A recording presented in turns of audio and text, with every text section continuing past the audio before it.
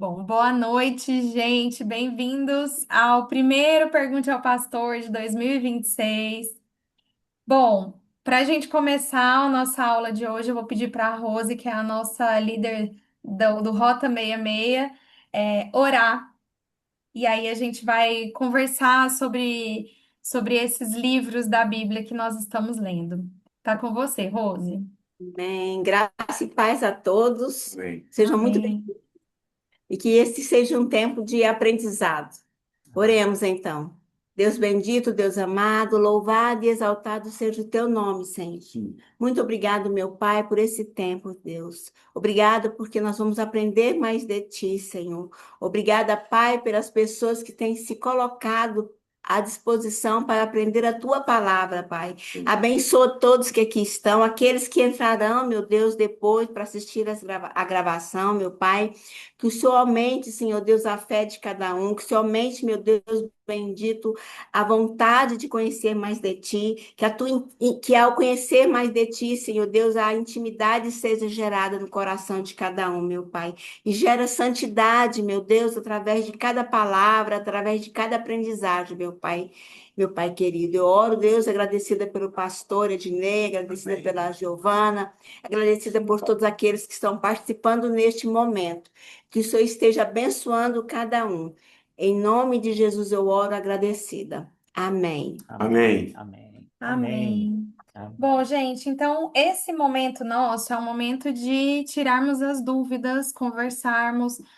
Às vezes surgem ouvir as dúvidas dos outros, né? Como a Nancy falou, vai esclarecendo dúvidas que às vezes a gente nem sabia que a gente tinha.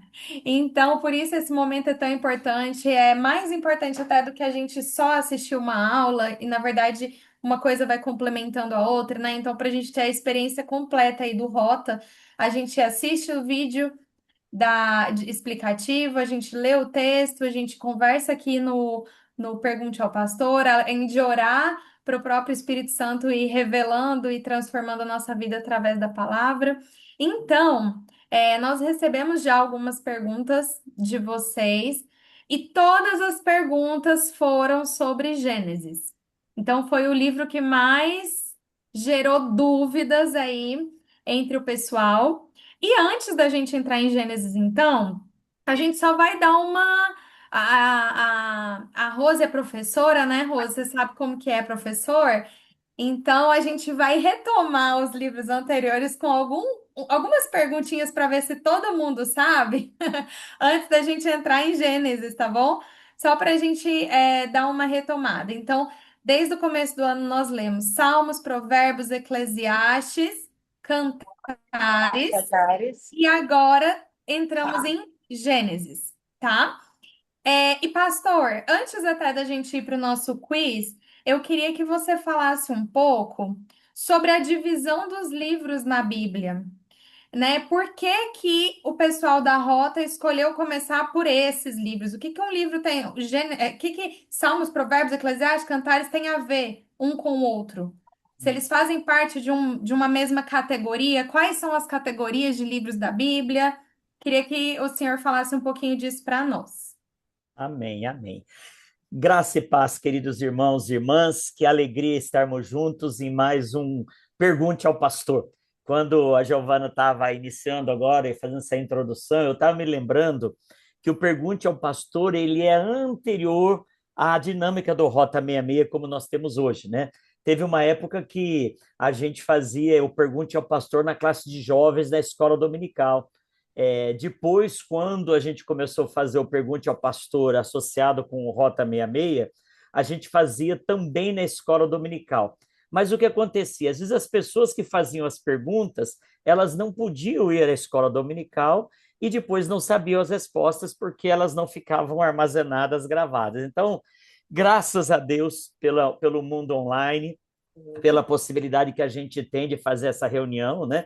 E podermos interagir. Por exemplo, nós temos gente aqui hoje na nossa live, lá de Rio Branco, no Acre, nós temos gente no nossa Rota 66 que mora lá na Coreia do Sul, gente do continente africano, gente do continente norte-americano, e que nem sempre pode estar ao vivo aqui, mas que fica gravado e depois todo mundo tem acesso. Então, glória a Deus por essa tecnologia, glória a Deus por estarmos juntos, né? E eu costumo dizer que é, esse momento da live é uma parábola da nossa vida espiritual. Para pensar. Cada um de nós está numa casa, nenhum de nós está fisicamente junto um com o outro, a não ser o Aurélio e a Rose aqui, talvez a Nancy e a Tailândia estão no mesmo ambiente, né? Mas nós estamos interagindo de forma real. Não estamos nos tocando, não estamos sentindo o cheiro um do outro, mas estamos interagindo de uma forma incontestável, é real através das ondas Wi-Fi, da internet, né? Então, o mundo espiritual é assim também, né? A gente interage com Deus sem tocar fisicamente, a gente interage com Deus sem sentir o cheiro dele, literalmente, mas nós estamos interagindo com Deus, assim como agora nesta parábola, e nós estamos interagindo uns com os outros. Então, falar que eu creio no mundo online e não creio em Deus porque eu não posso ver, não posso tocar, é uma incoerência, né? Porque se eu não posso crer em Deus porque eu não posso vê-lo, tocá-lo, então também não podia fazer nada que tivesse Wi-Fi.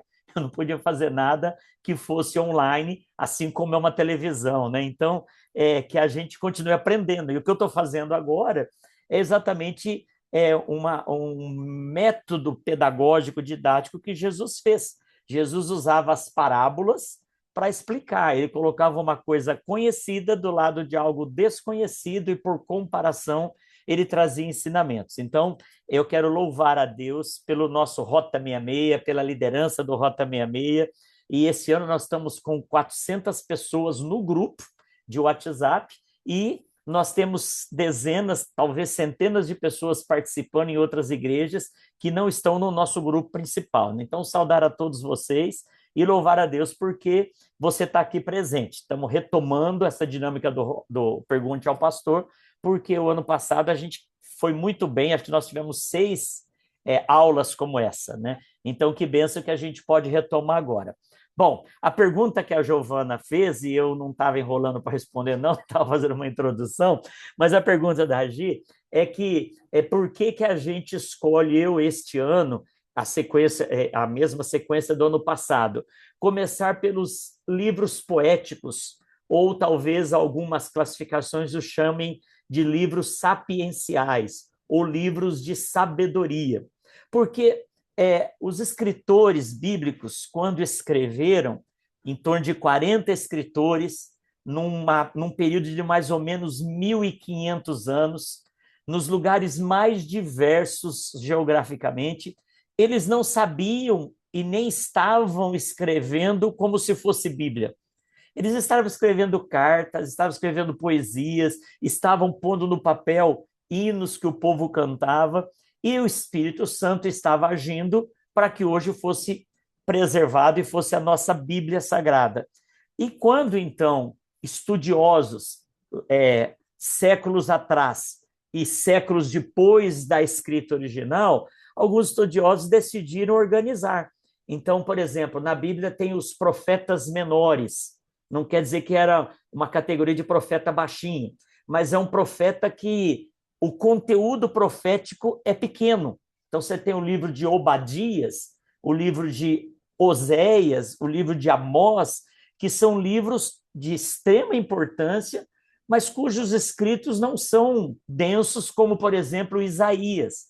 O profeta Isaías é um livro grande, são mais de 50 capítulos. Ezequiel, são livros grandes. Jeremias. Então, na Bíblia, para efeito de estudo, ela foi categorizada. Então, você tem os escritos profetas maiores, profetas menores, tem os livros históricos, tem os livros que nós começamos agora, o livro de Gênesis, que é chamado Pentateuco.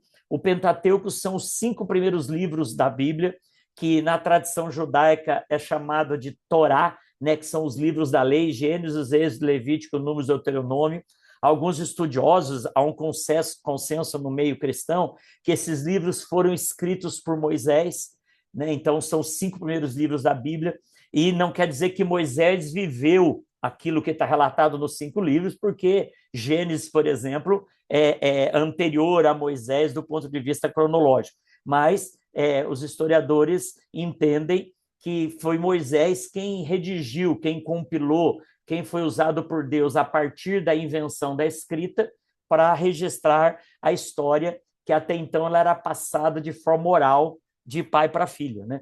E aí, então, respondendo objetivamente a pergunta da Giovana, nós começamos com Salmos, Provérbios, Eclesiastes, Cantares, que são os livros que estão mais ou menos aí no meio da Bíblia, do Antigo Testamento, que são os livros chamados livros poéticos ou livros sapienciais, que falam da sabedoria, que a sabedoria do povo de Deus, relatado, por exemplo, livro de Provérbios, né? Livro de Eclesiastes, são livros sapienciais. Então, resumindo, né? Aí você vai para o Novo Testamento, você tem as epístolas, você tem os evangelhos, que são livros que são categorizados para melhor compreensão, para se entender a narrativa, porque quando você pega um livro, por exemplo, de Mateus, Marcos e Lucas, eles têm muita história.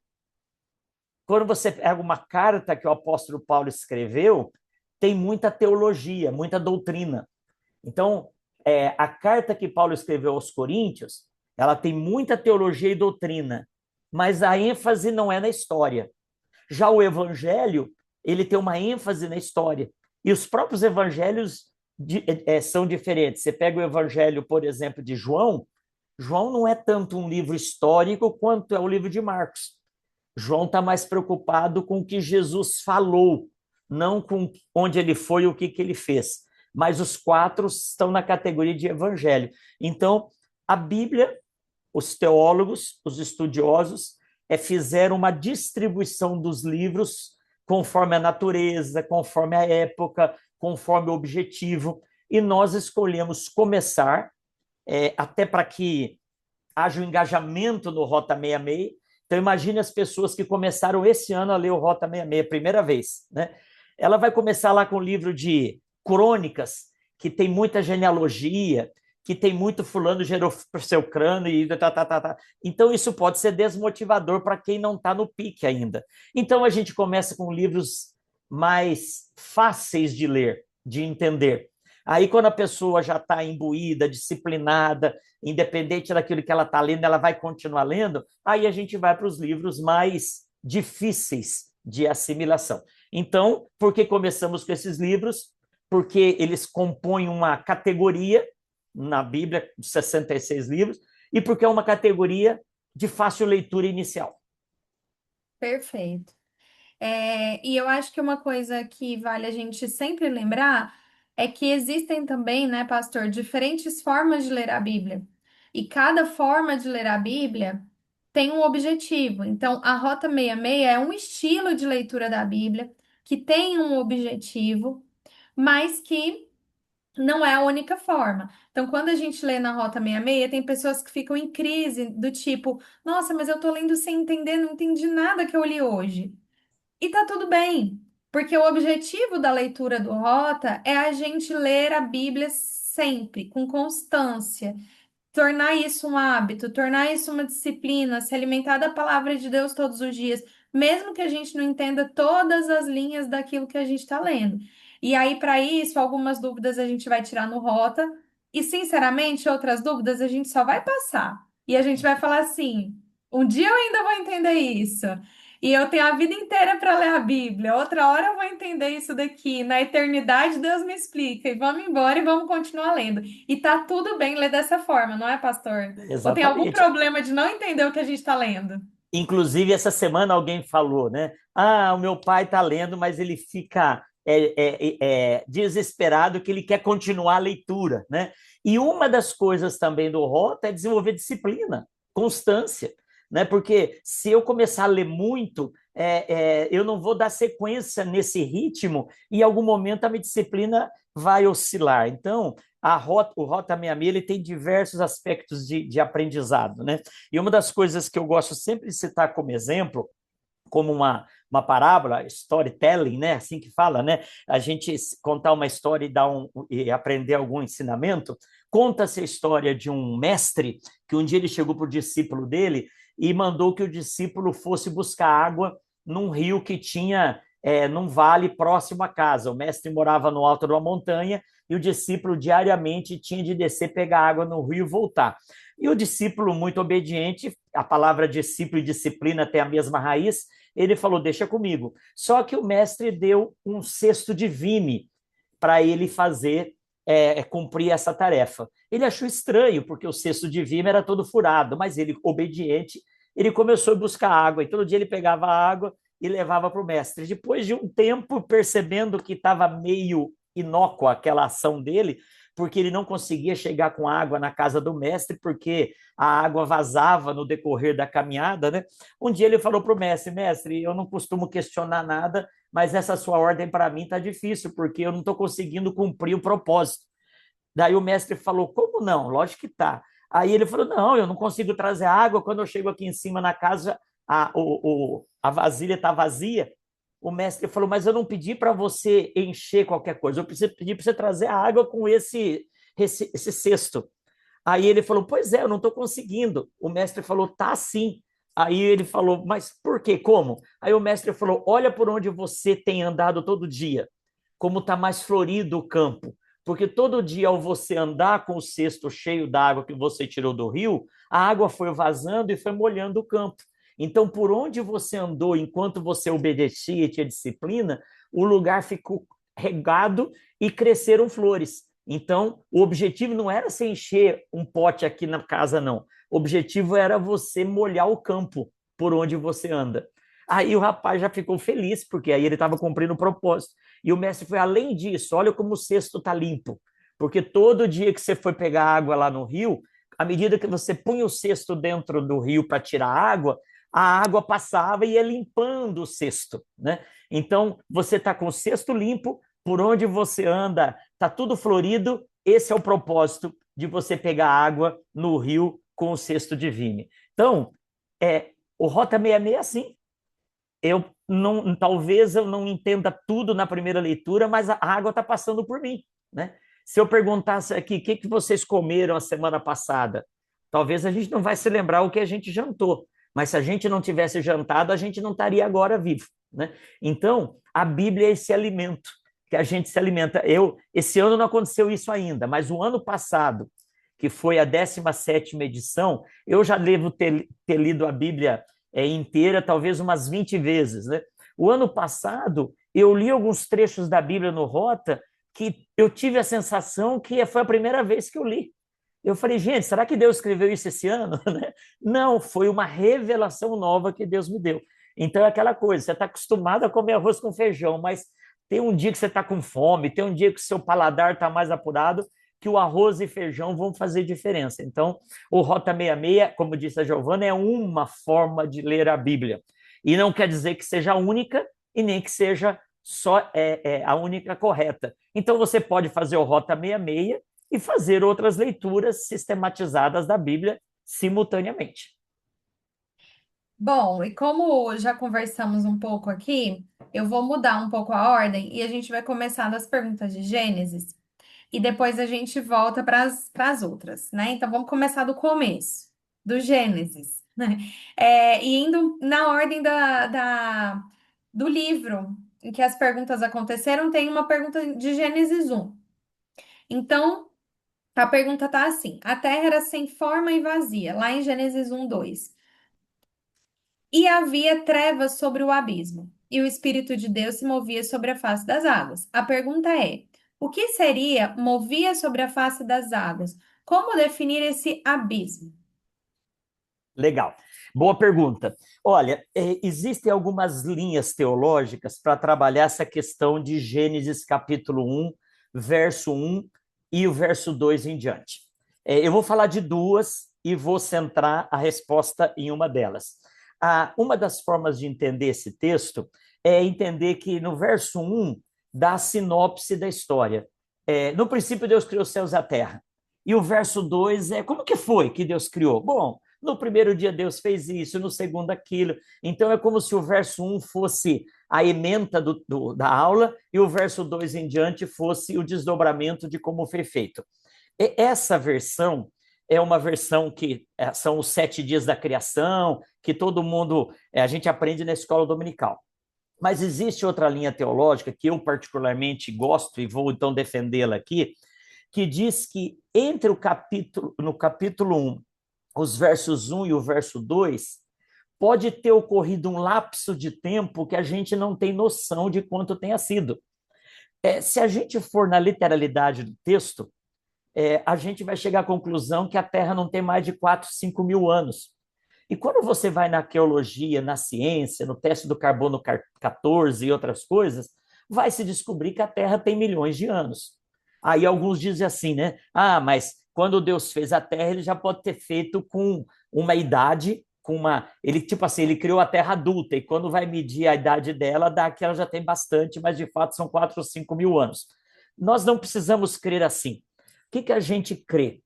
A gente crê que no capítulo 1, verso 1, está o relato da criação do universo. Então, Deus criou tudo e o ser humano ainda não conseguiu descobrir 10% do tamanho do universo. O ser humano ainda não conseguiu desvendar 10% da quantidade de galáxias, da extensão do universo que ainda continua em movimento.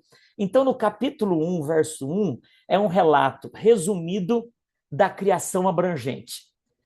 A Bíblia diz, e nós vamos na leitura chegar nisso, lá em Isaías, lá em Ezequiel, fala da queda do mundo espiritual, daquilo que nós chamamos a queda dos anjos e do surgimento do pecado. Então, nós acreditamos, não vou pormenorizar agora, porque eu tenho mania de ficar abrindo muita aba, né? Depois o tempo passa, eu não fecho as abas, mas nós cremos que o pecado surge no coração de um anjo chamado Lúcifer, e esse anjo, querendo ser igual a Deus, querendo receber as honras que Deus recebia, esse anjo, ele se rebelou contra Deus. E a Bíblia fala, então, que ele foi expulso da presença de Deus, e 1/3 dos anjos seguiu, 1/3, né, dos anjos seguiu o demônio, o Lúcifer. E a Bíblia fala, então, que uma quantidade de anjos que a gente não sabe quanto, essa quantidade acabou se rebelando contra Deus. Então, do ponto de vista matemático, 2/3 dos anjos continuaram fiéis a Deus e 1/3 se rebelou contra Deus. Esse 1/3 de anjos caídos, caíram onde? Nós acreditamos que eles caíram aqui na Terra. Então, presta atenção. Deus, no verso 1 do capítulo 1, criou todas as coisas perfeitas, absolutas, e criou os anjos. 1/3 dos anjos fez parte da rebelião. Essa rebelião fez com que eles caíssem da presença do Senhor, saíssem da presença do Senhor. E nós acreditamos, então, que eles escolheram o planeta Terra. Não sei por que, e vieram para cá. E aí provocaram um caos. Porque, queridos, dentre outras coisas, quando você vai ler Gênesis, você não encontra nenhum relato no livro de Gênesis que encaixe dinossauro, os Tiranossauro Rex da vida e outras coisas mais. E é fato que os dinossauros existiram. A ciência, a arqueologia, o tanque de combustível do nosso carro com petróleo lá é prova da existência dos dinossauros. Onde que a gente pode encaixar os dinossauros? Nesse período de Gênesis 1:1 até Gênesis 1:2, que é um relato sucinto de algo que pode ter demorado quinqualhões de anos. E aí, quando os demônios caem aqui na Terra, a Terra estava vazia, assim como outros planetas, vira o caos. E aí vem o verso 2. O verso 2 fala que a Terra estava vazia e estava sem forma. Essa palavra vazia e sem forma, no original é tohu bohu. Tohu bohu. E a palavra caos, tohu bohu, Deus, lá em Isaías, deixa eu abrir aqui para vocês, Isaías 45:18, se você estiver anotando, depois você vai conferir. Isaías 45:18 está escrito assim: porque assim diz o Senhor que criou os céus e a terra, o único Deus que formou a terra, que a fez e a estabeleceu, que não a fez para ser um caos, mas para ser habitada. Eu sou o Senhor e não há outro.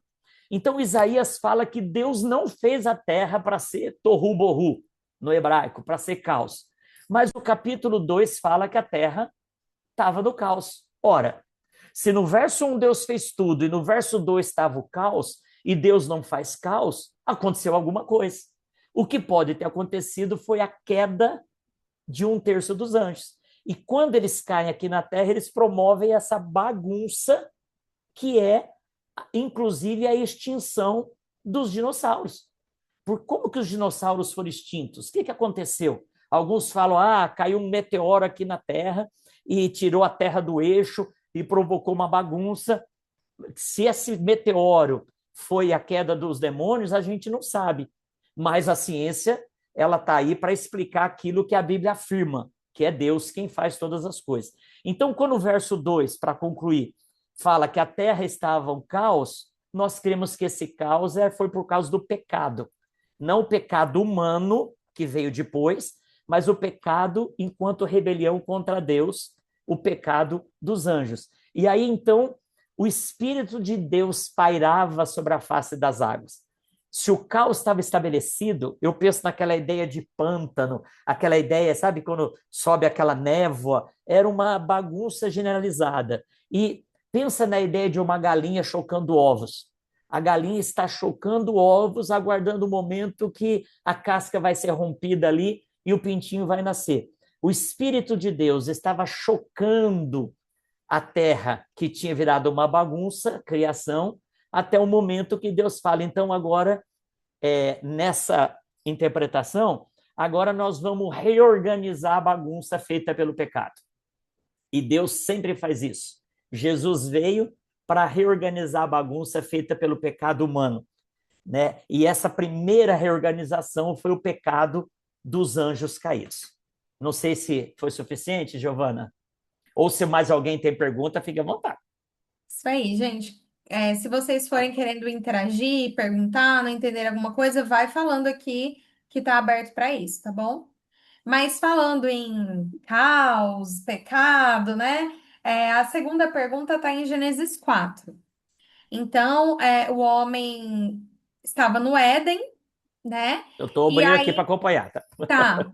E a pergunta está lá em Gênesis 4, 16 e 17, que fala que Caim saiu da face do Senhor, habitou na terra ao lado oriental do Éden e conheceu sua mulher e ela concebeu e deu à luz a Enoque. Então, a pergunta é o seguinte: existiam outros povos fora do Éden? Uma boa pergunta. Queridos, de novo, a gente tem linhas teológicas para explicar isso. Alguns acreditam que o Éden e o paraíso é o relato de uma experiência humana, e isso pode ter acontecido em outros lugares simultaneamente. E o Éden é o relato. É como se fosse assim, né? Aquele tempo a gente sabe que tinha, como chama quando era um continente só Panteia, é isso? Nossa, acho que era. Alguma coisa assim. Não E lembro. Tem depois o tanto tempo que eu dilúvio estudei isso. separou, né, os continentes. Então, se teve um paraíso em cada continente, Pangeia. Pangeia, se teve um paraíso em cada continente, alguns acreditam que sim, e aí então o Caim saiu e foi para outro canto, né? Queridos, eu particularmente não concordo com essa ideia, porque se eu desenvolver essa ideia, eu posso falar que vai que teve outros Adãos que não pecaram, vai que a história de outros paraísos foi diferente. Aí nós vamos ter muita pergunta não respondida. Então, às vezes, para eu responder uma pergunta, eu crio 10, então essa resposta não foi boa, né? Eu penso que uma resposta, ela tira dúvida, ela não cria dúvidas, né? Então, qual é uma outra explicação que nós temos que eu particularmente gosto? Primeira coisa, aquele tempo, o ser humano vivia 900 anos. Aí os críticos de carteirinha falam, onde já se viu isso, queridos? É só estudar um pouquinho que você vai ver que é possível. Por que o ser humano teve uma época que viveu menos? Já tivemos tempo que a expectativa de vida era 50 anos, era 40 anos. Por que hoje a expectativa de vida está aumentando e o velhinho do INSS está sendo terror aí? Por quê? Porque a qualidade de vida e as condições da medicina estão fazendo com que a gente prorrogue a vida. Eu sou de um tempo que alguém com 61 anos, como eu tenho hoje, era extremamente velho. E hoje, hoje eu continuo sendo extremamente velho, mas eu não me acho, né? Eu não me acho. Então, originalmente, a Terra era perfeita, não havia doença, não havia camada de ozônio estragada, não havia conservante, não tinha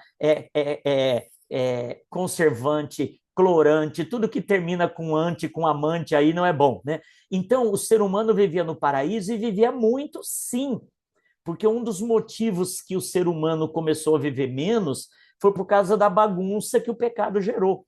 Então, quando você tem lá em Gênesis que Matusalém, que segundo os relatos foi o homem que viveu mais, 960 e tantos anos, era um ano de 360 dias, era um ano lunar, não era um ano solar como é o nosso, mas era um ano que era bem vivido. Só que o ser humano, próximo de uma natureza perfeita, não tinha as doenças que tem hoje. Não, por que que um índio, uma pessoa que vive lá no meio, numa tribo, quando ele tem contato com os brancos, né, que levam vírus para lá, o índio morre? Porque ele não tem a resistência e os anticorpos que no mundo civilizado a gente acaba criando. Então, você imagina num projeto original. As pessoas viviam muito tempo, sim. Então, quando Adão, o texto, a Bíblia fala que Adão e Eva tiveram Abel, tiveram Caim, né? Primeiro foi quem mesmo? Agora estou confundindo. Primeiro foi Caim, né? Deu a luz, Caim foi o primogênito, depois o Abel, depois o Caim matou o Abel, aí eles tiveram Sete, e a Bíblia fala que eles tiveram filhos e filhas. Agora, uma mulher que viveu 900 anos, quantas vezes ela pode ter engravidado? Centenas de vezes. Pastor, mas hoje uma mulher tem 5 filhos, não consegue. Hoje, queridos, uma mulher tem 3 filhos, já a bexiga caiu e teve um monte de problema. Agora, você pensa isso, os nossos antepassados. Os nossos bisavós tinham 30 filhos, tinha 20 filhos, era uma família grande. Agora, você vai lá para Adão e Eva.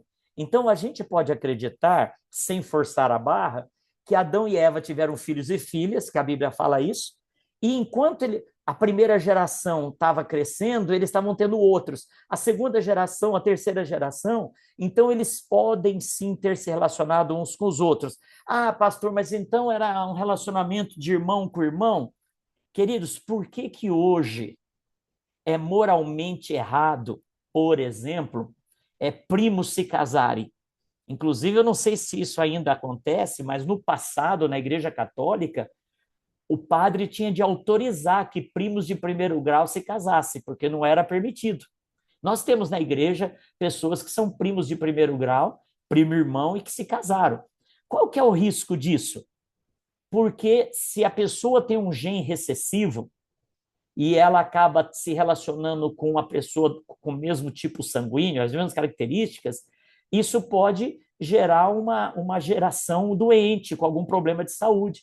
Porque lá na biologia tem o gene recessivo e o gene dominante. Se eu tenho um gene recessivo que pode gerar uma doença, e eu caso com a minha prima, ou se eu tenho relação com uma irmã, isso pode fazer com que os filhos nasçam. Por que que quando tem essa aberração de pai violentando as filhas, não necessariamente nascem crianças com a saúde comprometida? Porque é uma casualidade ali. Então, você pensa no original, onde não havia vírus, não havia gene recessivo doente, onde tudo era perfeito. Qual era o mal dos parentes se relacionarem? Nenhum, pelo contrário, aquele tempo era comum. Lembra que Abraão, que Isaac, que Jacó, eles foram procurar esposa entre os parentes? Era uma forma de fortalecer o clã, era uma forma de não dividir, era uma forma de se tornar mais poderoso, casar entre parentes. Então, nós cremos que Caim pode ter saído e ido viver numa outra terra e lá encontrado com uma sobrinha neta, e lá encontrado com uma sobrinha da 10ª geração do Sete, e lá se relacionado com ela e ter formado uma família ali. Então, quando fala que ele retirou-se da presença do Senhor, habitou na terra de Nod, e ele coabitou com a sua mulher, essa mulher pode ser uma descendente de Adão e Eva, que ele não conheceu, por quê? Porque ele não viveu 40 anos, Ele viveu 400, 500, 600. Pastor, e na época era mais comum também relacionamento com pessoas de gerações e idades diferentes, que hoje é considerado estupro, que hoje, né, não é comum. Então, naquela época, as meninas se casavam muito novas e às vezes com um homem muito mais velho, Uhum. enfim. E isso a gente confirma, por exemplo, com Jesus, né? Os historiadores dizem que Maria era menor de idade e que José era bem mais velho que ela, né? Então, havia essa dinâmica. E, queridos, nós não podemos pegar texto fora do contexto para fazer lei ou justificar pecado. Como a própria Giovana disse, naquela época. Então, se naquela época era assim, não quer dizer que hoje agir desse jeito esteja correto. Eu não posso usar pesos e medidas diferentes, contextos diferentes. E a pastora Rose, o ano passado, numa aula dessa, ela falou que isso é anacronismo, né? Eu saí do Cronos, eu saí do tempo para ficar inventando justificativo para os meus pecados. Isso é um erro. Perfeito. Alguém tem alguma dúvida, alguma colocação, comentários? Não? Isso é Senão a gente preocupante, vai. né? Se não tem pergunta é porque está bem esclarecedor ou porque está muito confuso. Mas vamos avançar um pouquinho para Abraão, então? Então a gente falou Uhum. de Gênesis 1, Caim, agora vamos lá um pouquinho mais para Abraão. Algumas perguntas que surgiram, tá? Então, Abraão, existem muitas mentiras na história de Abraão. Então, Abraão mente falando que Sara era sua irmã. Depois, Isaac, a mesma mentira, falando que Rebeca era sua irmã. Depois, Jacó, lista de mentiras, né? De Jacó. Isso seria um exemplo de maldição hereditária, um pecado da família? E qual é o entendimento da Igreja Metodista sobre maldição hereditária? Interessante pergunta. É, o que eu acho muito legal na Bíblia, que me faz ficar cada vez mais apaixonado por ela, é que a Bíblia é um livro real.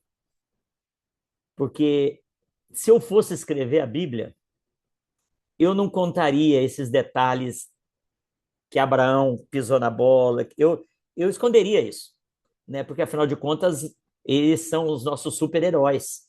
E o super-herói não pode ter uma ficha suja, né? E isso, para mim, torna a Bíblia muito mais real, porque a Bíblia ela não foi escrita para agradar ou para convencer pessoas, ela foi escrita partindo do pressuposto que a gente acredita em Deus e foi Deus quem a escreveu, né? Olha como começa a Bíblia. No princípio criou Deus os céus e a terra.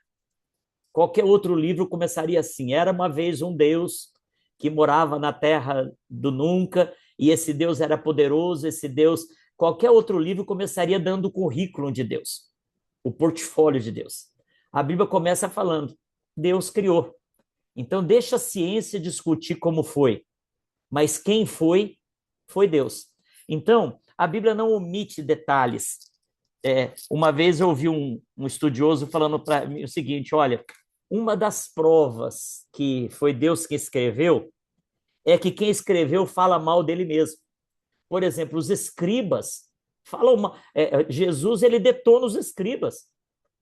Se o escriba que escreveu a Bíblia, que replicou a Bíblia, que copiou a Bíblia, fosse o autor, ele nunca ia falar mal dele mesmo, né? Então isso é prova que é algo inspirado por Deus.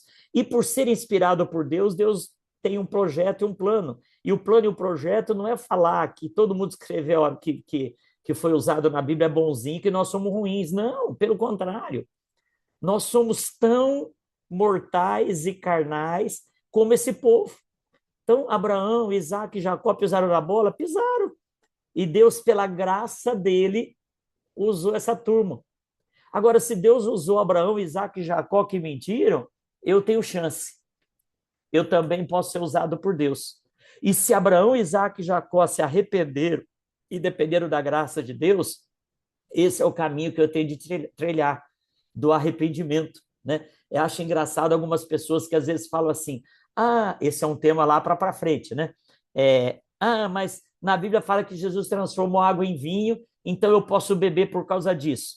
Então, quando é conveniente, eu acredito que Jesus transformou água em vinho e eu posso beber porque Jesus transformou água em bebida alcoólica. Mas quando eu pego todos os outros textos de Jesus falando que eu não posso fazer algumas coisas, aí eu questiono, não, mas isso é outro contexto, isso não foi bem Jesus, percebe? É a nossa conveniência, né? Então, respondendo essa pergunta, esses homens erraram porque eles tinham medo, porque se, por exemplo, né, se falasse que era esposa, eles sabiam que corria o risco de morrer para que aqueles reis pudessem se aproveitar das viúvas e pensando naquilo que eu expliquei anteriormente, que eles se casavam nas famílias, então falar que Sara não era prima, não era esposa, não era totalmente errado. Por quê? Porque é como se eu tivesse casado com a Solange sendo minha prima de primeiro grau. Então, se alguma pessoa perguntasse, é sua esposa? Não, é minha prima. Eu omiti, e isso é errado, o fato dela ser minha esposa, mas ela também é minha prima, né? Então, esse era um expediente que eles usavam por questão de sobrevivência na guerra, naquele mundo hostil e maluco que eles viviam. Agora, maldição hereditária. Todos nós herdamos o pecado. Todos nós herdamos uma natureza. E o que é maldição hereditária? Por exemplo, uma família que vive no meio das drogas, a probabilidade do filho ter uma tendência a ser viciado é maior. Uma mãe que durante a gestação usou drogas, o filho nasce dependente. Uma mãe que viveu num ambiente de muita coisa errada, o filho criado nesse ambiente, ele está sujeito a tudo isso. Isso é um tipo de maldição que foi herdada, assim como as bênçãos também podem ser herdadas, né? Uma família cujo filho é educado nos caminhos do Senhor, faz o Rota 66, vem para a igreja, estuda a palavra, a probabilidade desse filho crescer num ambiente saudável, num ambiente cristão, fazendo a vontade de Deus é muito maior. Então, existe algo que a gente recebe como herança dos nossos antepassados? Existe, tanto boa quanto ruim. O próprio Moisés fala que Deus abençoaria as nossas gerações até 1000 daqueles que fossem fiéis. E fala que aqueles que fossem infiéis receberiam uma maldição até a 3ª ou 4ª geração. Pastor, o que é maldição? É ausência de bênção. Se você pensar o que são as trevas? Ausência de luz. Então, o que é o frio? Ausência de calor. O que é a maldição? Ausência de bênção. Então, a ausência da bênção pode permanecer sobre a nossa herança. E a presença da bênção, muito mais. Agora, independente daquilo que nós herdamos psicologicamente, geneticamente, espiritualmente dos nossos antepassados, a Bíblia fala que Jesus na cruz levou todas as maldições. E quem está em Cristo nova criatura é. Então, independente do que aconteceu até a minha geração, daqui para frente eu decido. Então, se eu venho de uma família extremamente complicada, com envolvimento com um monte de coisa errada, eu decido se isso vai continuar ou não. Eu posso começar uma nova geração a partir de Jesus na minha vida. Então, nós cremos em maldição hereditária? Nesse sentido, sim. Sim. Agora, cremos que na cruz, Jesus acabou com toda a maldição. Lá em Efésios está escrito que ele encravou, né, todo escrito de dívida que havia contra nós. Então, a partir disso, todos nós podemos viver uma nova vida, né? Lá em Efésios capítulo 2, verso 8, fala que nós somos salvos pela graça, e no verso 14 fala, porque ele é a nossa paz, o qual de ambos fez um, tendo derrubado a parede da separação que estava no meio, a inimizade, ele aboliu na sua carne a lei dos mandamentos na forma de ordenança, para que de dois criasse em si mesmo um novo homem, fazendo a paz, e reconciliasse ambos em um só corpo com Deus por intermédio da cruz, destruindo por ela a inimizade. E vindo, evangelizou paz a vós outros. E vai o texto falando que agora a gente é da família de Deus. Então, eu penso nesse sentido como a questão das heranças que nós recebemos. Bem, eu acho que muita gente acha que quando fala maldição hereditária, talvez tenha alguma linha teológica que ensine dessa forma, parece que é, sabe aqueles filmes da Disney, que a bruxa vai e joga um feitiço na pessoa, e aí as Uhum, pessoas entendem a maldição hereditária, tipo, estou amaldiçoado, alguém me amaldiçoou. Mas, na verdade, pela explicação que a gente recebeu hoje, a gente entende que a visão da Igreja Metodista seria como uma consequência do pecado, que se não houver arrependimento e mudança, pode se prolongar para as outras gerações, é isso, uhum, né? uhum, uhum. Exatamente, E aí de exatamente. geração, aí esse comportamento vai sendo replicado, e aí as consequências vão indo dos pais para os filhos, e aí vira uma bola de neve. E o inverso disso também é verdade, Também é com verdade. potencial muito maior. Né? O que você plantar de bênção na vida do seu filho, da sua filha, o seu neto, o seu bisneto vão colher, porque é a promessa de Deus para a nossa vida. Amém. Comentários, perguntas? Tá ficando Inclu claro? Nancy, Rose, Aurélio. Eu tô falando o nome das carinhas que eu tô vendo. Então, continuando sobre Abraão, tá? É, Abraão, antes de Sara ter seu filho Isaque, deu a Abraão sua serva Agar, para ter um filho de seu marido, né? Pois ela era estéril. O filho de Agar não foi o herdeiro da promessa, mas os filhos de Jacó, todos com suas servas, além de esposas, foram considerados e formaram as 12 tribos. Por que essa distinção entre os dois sendo filhos de Abraão, porém, existe uma distinção entre os dois filhos? Legal, legal, boa pergunta. Eu vou responder de dois jeitos, né? Com duas ênfases. Primeiro, porque Deus não precisa de ajudazinha. Deus não precisa que a gente faça aquilo que ele vai fazer, né? O Abraão, Deus deu uma promessa e o Abraão não tinha paciência para perseverar e ele tentou ajudar Deus. Então a Sara falou: ó, vamos fazer barriga de aluguel, né? Vamos pegar aqui e aquele tempo isso não era um expediente errado, porque a escrava era considerada um objeto da sua dona, do seu dono. Então, quem decidia o que ia acontecer com a escrava era a sua dona. E a Sara, ela decidiu: vamos pegar a nossa escrava Agar e você não vai fazer uma inseminação artificial e barriga de aluguel, ou a FIV, né, fertilização in vitro, que naquele tempo não tinha, mas como ela é minha, o ventre dela é meu, o que nascer dela vai ser minha. Então, a primeira tentativa foi essa. Deus não precisa que a gente ajude ele para cumprir o propósito dele na nossa vida. Né? Se a gente não atrapalhar, e o Abraão atrapalhou aqui, Deus vai cumprir o propósito dele. Então, quando nasce o Ismael, Deus fala para Abraão, não é ele. Só que Deus não descarta Ismael. A Bíblia fala que Deus ia fazer de Ismael uma grande nação. A Bíblia fala que Deus ia fazer de Ismael um grande povo, porque ele também era descendente de Abraão. E aí, queridos, daí surge os muçulmanos. Tanto é que uma dos títulos dados aos muçulmanos são os ismaelitas. Então, segundo a tradição, os historiadores, os muçulmanos que são descendentes de Maomé, lá do quarto, quinto séculos depois de Cristo, eles são descendentes de Ismael. E se você for no Alcorão, que é o livro sagrado dos muçulmanos, o descendente escolhido por Deus não é Isaac, é Ismael. E é por isso que até hoje há essa briga sobre quem é o povo escolhido, de quem é a terra de Jerusalém, a terra prometida, porque ambos, judeus e muçulmanos, advogam o direito de serem descendentes de Abraão. Um pela linhagem de Isaac e outro pela linhagem de Ismael. Ah, mas não é injusto Deus ter escolhido o Isaac e excluído o Ismael? Deus, queridos, preste atenção nisso. Deus tem um propósito. E quando Deus chama a gente para alguma missão, ele escolhe quem vai fazer essa missão.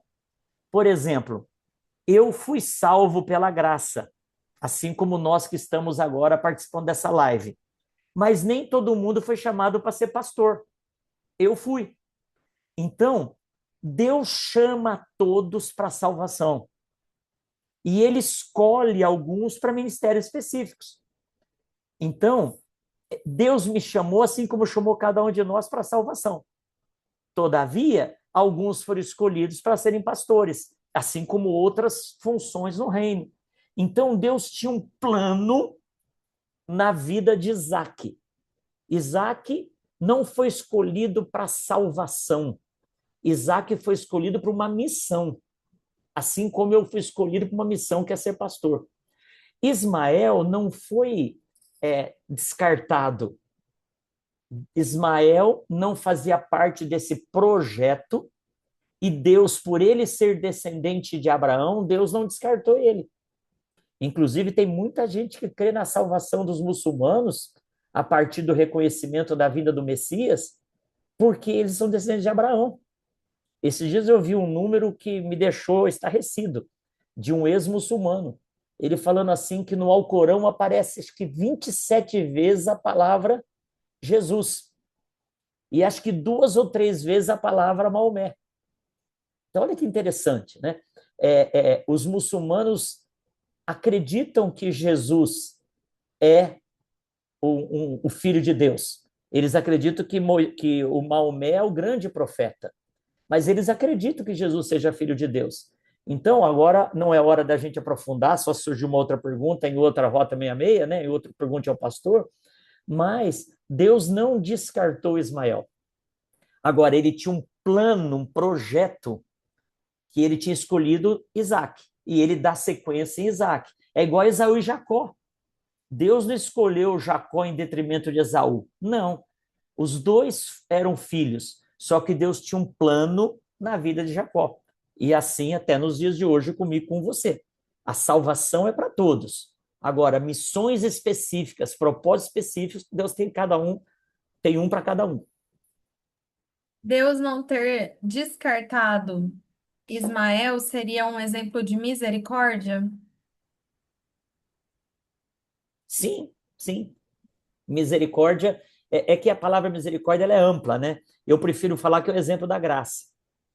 Né? É misericórdia na bobeira de Abraão e de Sim, Sara. É misericórdia para eles. Mas para o Isaac foi graça. para Tanto é Isaac que, e para Ismael. pois Ismael, tanto é que vocês lembram da história, aí a Sara ficou com ciúminho da Agar, aí o Ismael estava com 15 anos quando o Isaquezinho nasceu lá, e aí a Sara, que é a patroa, manda a empregada embora. E a Agar vai embora, chega uma hora que ela vê que o filho vai morrer, e ela desiste da vida, e nessa hora Deus intervém.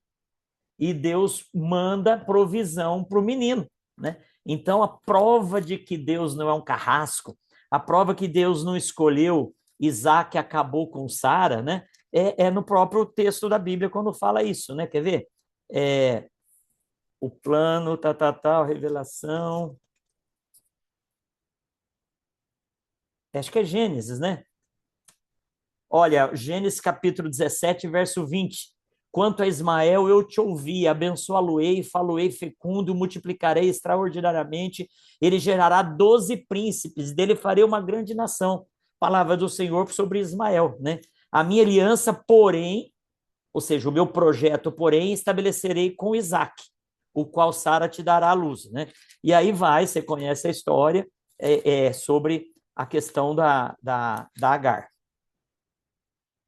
Amém. Bom, continuando, a gente tem mais uma pergunta aqui.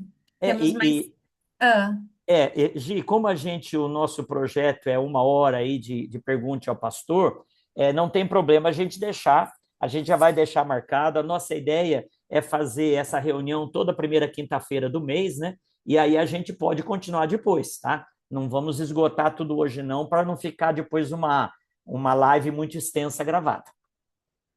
sim. Se o pastor conseguir resumir aí umas respostinhas, dá para a gente terminar, porque só tem mais 3. Hashtag captei vossa mensagem. Dá? Eu acho que dá, pastor. Vou até resumir a pergunta, ó. Então você resume a Melquisedeque. pergunta e eu não preciso resumir a resposta. Eu já vou resumir a pergunta para você se inspirar. Ah, Melquisedeque, tem mais de um na Bíblia? Quem é Melquisedeque? Dá para responder aí em poucas palavras? dá, é simples, eu não sei quem foi Melquisedeque. Pronto. Pronto. Queridos, Melquisedeque é um enigma. Alguns acreditam que ele é o próprio Cristo, né? Porque Jesus sempre existiu. Jesus sempre existiu, a Trindade, Pai, Filho e Espírito Santo.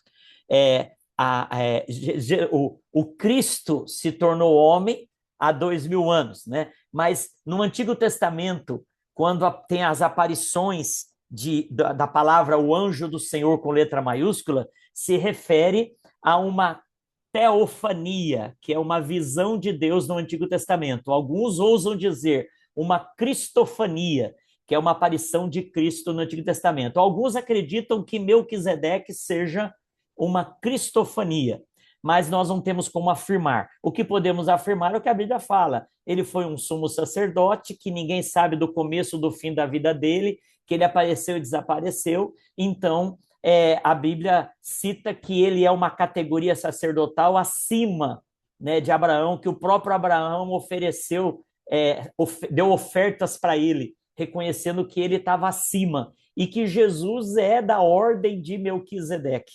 Então, Gênesis fala disso, Hebreus retoma esse texto. Então, Melquisedeque pode ser um tipo de Cristo, pode ser o sacerdote que deu origem a essa hierarquia onde Jesus entra como sacerdote, e pode ser o próprio Jesus no Antigo Testamento antes da sua encarnação. Olha aí, fica o enigma para a gente perguntar na listinha de Pergunte a Deus quando a gente for para o céu. Então, a última pergunta e depois as outras vão ficar para para as outras aulas, tá? Rapidamente, em poucas palavras, pastor. A mulher de Ló virou uma estátua de verdade? Isso é literal? Como que isso é explicado? Ela virou uma estátua de sal? Isso uma linguagem figurativa? Por que que isso aconteceu? Qual que é o ensinamento disso? Se o senhor quiser fazer uma pregação na igreja também sobre isso, para a gente entender melhor, fica à vontade. Legal, legal. Queridos, o ano passado, o ano retrasado, eu e a Solange tivemos o privilégio de conhecer a cidade de Herculano e Pompeia, lá no sul da Itália. E Herculano e Pompeia foram duas cidades devastadas pelo vulcão Vesúvio, acho que por volta do ano 80, 90 da era cristã, no tempo do Império Romano. E é algo assim impactante. Eu, inclusive, gravei um vídeo lá falando, eu vou ver se eu acho lá no meu Instagram, eu vou colocar o link no grupo, mas falando que quando eu estava andando ali pelas ruínas daquela cidade, com o vulcão Vesúvio no fundo, eu me lembrei de Sodoma e Gomorra. Mesmo porque essas cidades, no tempo do Império Romano, eram cidades perdidas, eram as cidades onde os imperadores e a cúpula romana ia para fazer as suas orgias, os seus bacanais. Então, a cidade de Pompeia e Herculano tem muito a ver, no tempo do Império Romano, com Sodoma e Gomorra séculos antes, né? Então, o que é importante destacar? Que Deus chegou para Abraão e falou para Abraão que estava, olha a intimidade, né? Aí é uma aparição de Deus no Antigo Testamento. Então apareceu Deus com dois anjos, e esse Deus pode ser a segunda pessoa da Trindade, Cristo, uma cristofania, e foi falar com Abraão que era chegado, falando que ele destruiu Sodoma e Gomorra. E Abraão lembrou que o sobrinho dele estava lá, né? E aí é um outro tema, né? Porque quando Deus falou, sai da tua terra e da tua parentela para Abraão, não era para ter levado o sobrinho. Quando a gente não obedece, a gente carrega problema, né? E quando Deus falou para Abraão, sai da tua terra e da tua parentela, ele desobedeceu em parte, porque ele levou o Ló junto. Então, quando a gente desobedece, a gente vai ter dificuldade. E aí, Abraão começa a negociar com Deus e Deus fala, se tiver 10 justos na cidade, eu não destruo. Isso é mais uma prova do que a Bíblia fala, nós somos sal da terra, e um pouco de sal pode conservar muita coisa, mas não tinha nem 10 lá em Sodoma e Gomorra. Então os anjos foram e retiraram a família de Ló. E ao retirar a família de Ló, a Bíblia fala que eles cegaram lá os sodomitas que queriam se aproveitar dos anjos e tudo mais. E aí, mais um aprendizado, né? Quando eu estou numa situação que eu não dou conta de sair sozinho, Deus manda um anjo para me tirar. Agora, depois que o anjo tirou a família de Ló daquele lugar de morte, aí o anjo falou: agora você vai para as montanhas, porque lá você vai ficar protegido. E o Ló falou assim: Senhor, deixa eu ir para aquela cidadezinha lá, que é uma cidadezinha boa e não fica no alto da montanha. Aí Deus falou através da boca de Ló, né? Deus falou assim: você decide para onde você quer ir, né? E aí o texto nos diz que ele decidiu ir para um lugar que era um lugar que não era no alto de uma montanha. E ele, ao ir para um lugar mais fácil, e aí entra aquilo que nós chamamos de vontade permissiva, uma coisa é a vontade soberana de Deus. Vai acontecer a gente querendo ou não. Uma coisa é a vontade permissiva. Deus fala o que é melhor e deixa a gente escolher. E outra coisa é o centro da vontade de Deus. Então, o Ló, Deus tinha mandado ele subir numa montanha para ele se proteger. E aí ele pediu para ir num vale, numa cidadezinha. Deus falou: ok, você quer ir para lá, você decide. E ao ir para lá, a mulher dele olhou para trás e virou uma estátua de sal. Gente, o que quer dizer virar para trás? É olhar para o passado, quem põe a mão no arado olha para trás não é digno, mas olhar para trás é parar para perder tempo.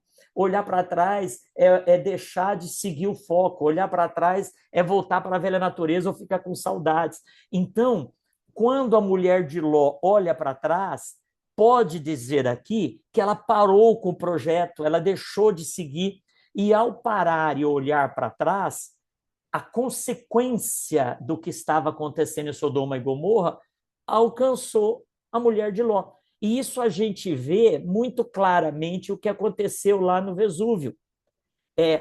A história conta que a erupção do vulcão foi tão fenomenal, tão imediata, que as pessoas morreram imediatamente, com a atmosfera queimando em graus centígrados elevadíssimos, as pessoas foram vitrificadas, as pessoas foram congelada não, né? Elas ficaram com aquela camada de nuvem, de poeira vulcânica, de terra, de lavas incandescentes, que você vê hoje os restos de lá, são assim, as pessoas morreram fugindo de barco, morreram comendo, foi uma coisa instantânea.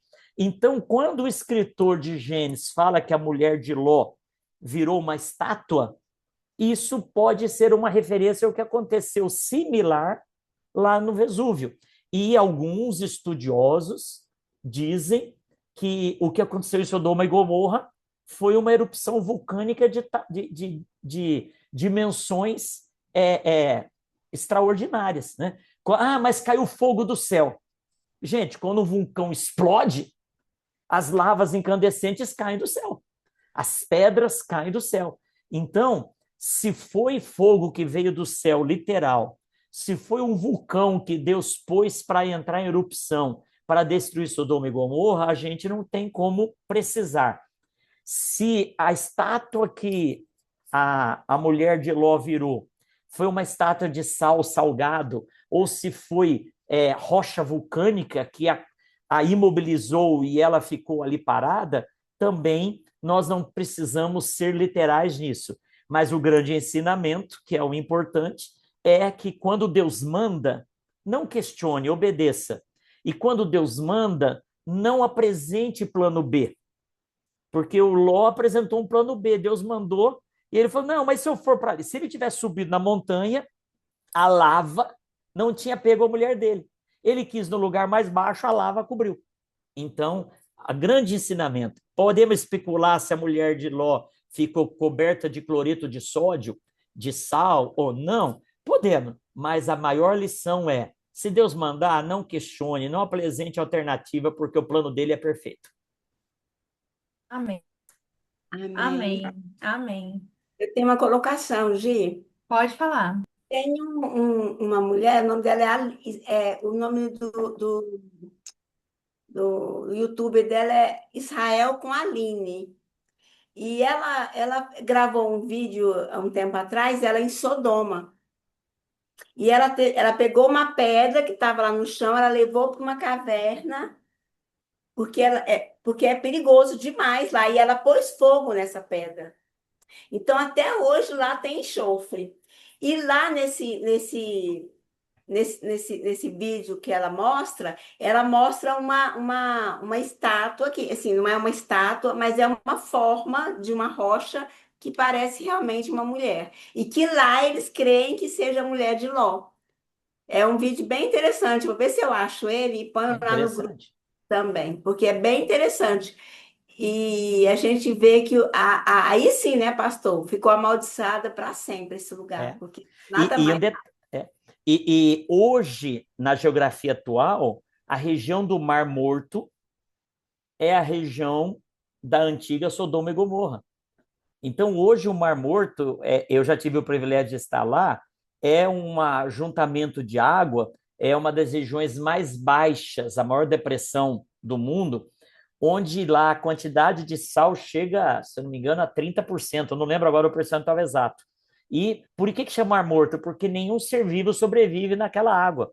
E a gente, inclusive, não consegue afundar. Você entra na água, você boia por causa da densidade da água. Você sai da água, em fração de minutos, a água seca, você fica branco de sal. E você tem que tomar banho rapidinho, porque se uma gota cai no olho, arde muito, né? Por quê? Porque a concentração de sal, que é aquilo que a Rose falou da questão da mulher de Ló ter transformado em um estado de sal, é algo fenomenal. Amém. Bom, para a gente encerrar, eu vou pedir para o pastor orar para a gente, mas Amém. eu acho que ouvindo tudo que a gente discutiu hoje, tudo que a gente aprendeu, todas as histórias que foram colocadas, acho que um grande ensinamento que poderia resumir muito seria sobre a obediência, né? Então, acho que quando a gente fala de Abraão, quando a gente falou lá de Caim, quando a gente falou de Jacó, da mulher de Ló, eu acho que tudo volta para o tema da importância da obediência à palavra de Deus, e o quanto isso nos guarda, o quanto isso nos protege, o quanto isso evita problemas. Então, eu colocaria ouvindo tudo que a gente falou hoje, eu acho que eu colocaria isso como a grande palavra desse Pergunte ao Pastor.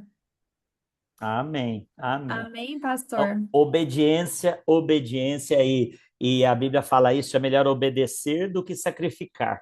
Então, a impressão que a gente tem, quando a gente não obedece, a gente sofre. Mas que bênção.